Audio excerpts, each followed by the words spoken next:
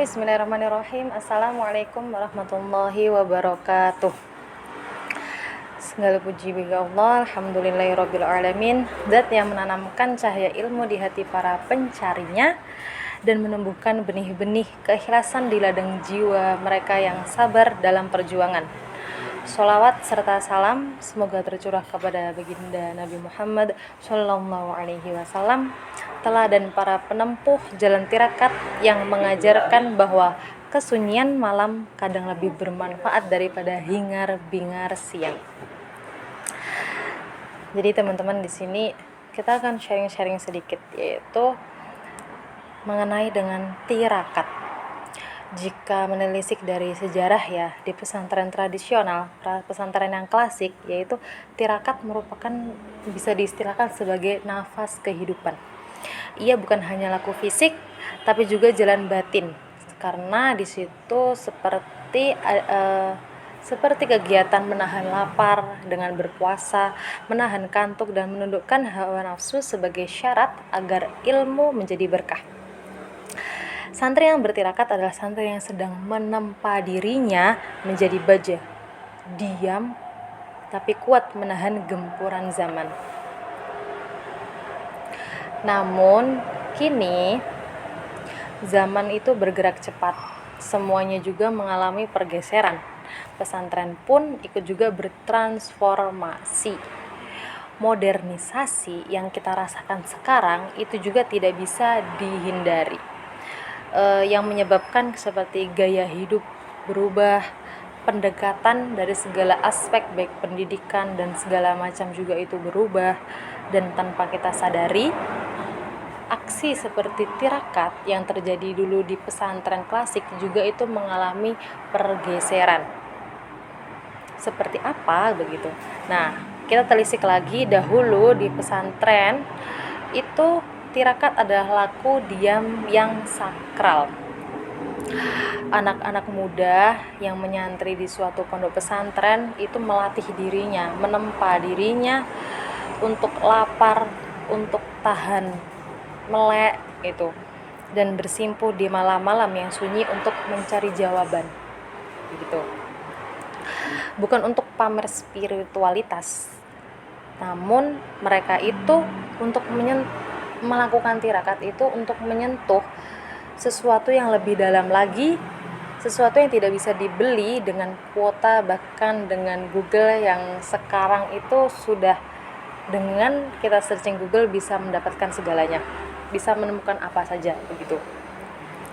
Sekarang kita lapar bukan karena puasa, tapi karena lupa makan gara-gara keasikan scroll TikTok berjam-jam. Kita melek bukan karena zikir malam, tapi karena nonton, karena ngegame yang bisa melupakan kita pada waktu yang seharusnya kita gunakan untuk hal-hal lain yang seyogyanya manusia. Kita diam bukan karena kita berkontemplasi atau berzikir atau lain sebagainya. Kita diam karena lelah, mental drop, pikiran kusut, atau hati yang kosong.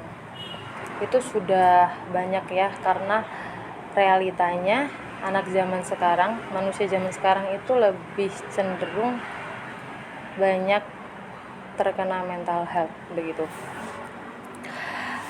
Lalu zaman berubah dan kegelisahan manusia juga tetap sama, hanya bentuknya saja yang berbeda begitu.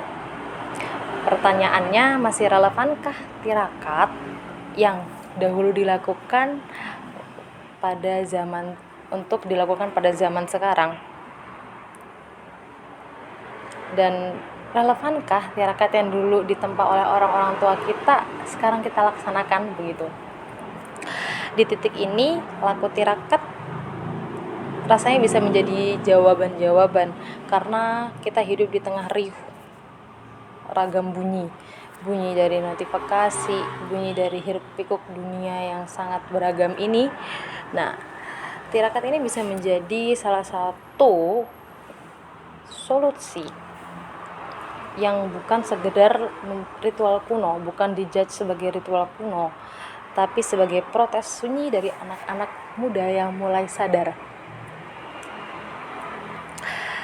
bahwa hidup itu kalau di bawah algoritma tidak membuat kita menjadi utuh.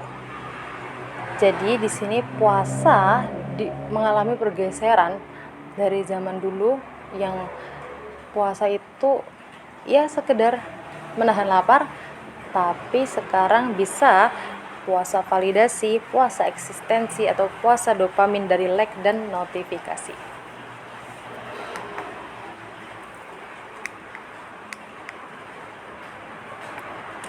Lalu bisa juga tirakat itu dengan menonaktifkan HP di jam-jam tertentu. Bisa berupa duduk diam 15 menit tanpa distraksi apapun, begitu. Lalu jika ada pertanyaan lagi, apakah tirakat itu masih relevan di era digital dan sosial yang semakin cepat ini? Masihkah alumni pesantren yang sudah mengembara pada pos-pos kegiatan sosial lainnya itu dapat menjalankan tirakat, begitu. Jadi bisa juga bagaimana tirakat itu bergeser maknanya dan relevansinya dalam kehidupan para alumni pesantren yang kini hidup di tengah dinamika sosial yang kompleks. Lalu ada hadis dari riwayat Tirmidzi yang bunyinya inna hada ad-dina matin fa'auhilu fihi birifkin, yang artinya sesungguhnya agama ini kuat, kokoh, maka masuklah ke dalamnya dengan lemah lembut. Nah, di sini bisa dimaknai bahwa tirakat tidak berarti menyiksa diri secara berlebihan, tapi mengasah jiwa secara bertahap dan konsisten. Hadis ini mengingatkan agar mujahadah yang dilakukan itu harus dilakukan dengan penuh hikmah, tidak ekstrim, dan tetap menjaga keberlangsungan ibadah dalam jangka panjang. Jadi tidak melebihi kapasitas kemampuan yang menjalankan, asalkan dia konsisten itu sudah lebih baik, begitu. Lalu juga ada dari riwayat ulama salaf dari Imam Al-Ghazali yang menekankan pentingnya riyadhah fin nafs, yaitu latihan spiritual dan jiwa sebagai jalan untuk menghilangkan sifat-sifat tercela dan menumbuhkan akhlak yang mulia. Di sini Imam Al-Ghazali menyebutkan bahwa malam yurabbi nafsuhu lam yantafi' bi ilmihi, yang artinya barang siapa yang tidak mendidik jiwanya, maka ia tidak akan mendapatkan manfaat dari ilmunya. Nah, di sini bisa dimaknai dengan konteks riyadhah, yaitu bahwa ilmu tanpa tirakat akan menjadi kering, tidak membekas dalam akhlak dan perilaku. Lalu kita telisik lagi dalil dari Quran surat Asy-Syams ayat 9 sampai 10 yang bunyinya A'udzu billahi minasyaitonir rajim. Bismillahirrahmanirrahim. Qad aflaha man zakkaha wa qad khaba man dassaha.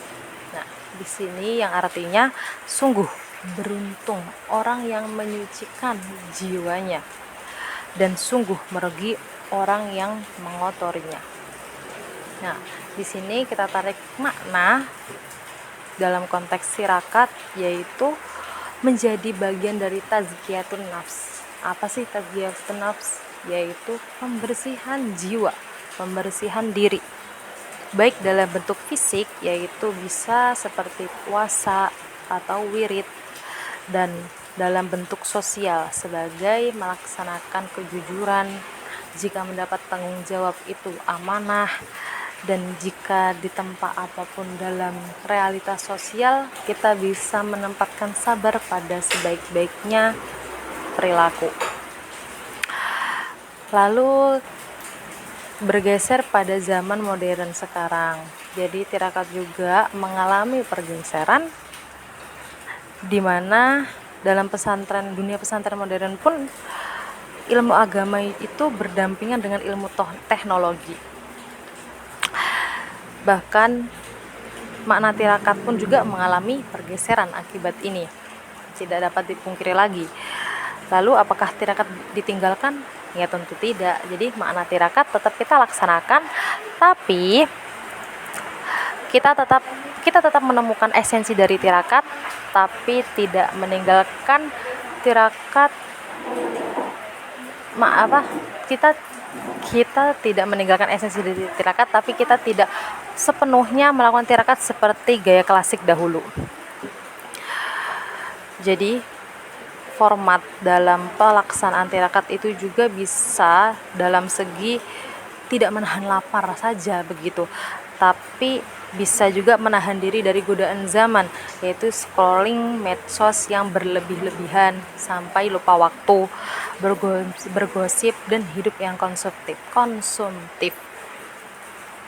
Lalu bisa juga makna tirakat itu berupa konsistensi kerja yang jujur, disiplin waktu, menjaga integritas diri, dan hidup sederhana di tengah hiruk-pikuk hedonitas yang berlaku pada zaman sekarang. Karena kita tidak dapat dipungkiri, kita sekarang hidup pada zaman berkompetisi. Jadi di mana-mana semua orang berlomba-lomba menampilkan hal-hal yang terbaik, hal-hal yang ia punya pada media sosial.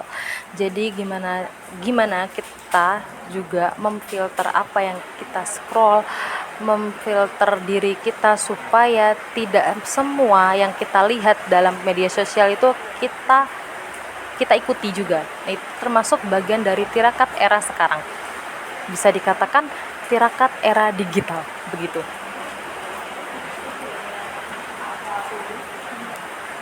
Lalu juga berani berkata jujur.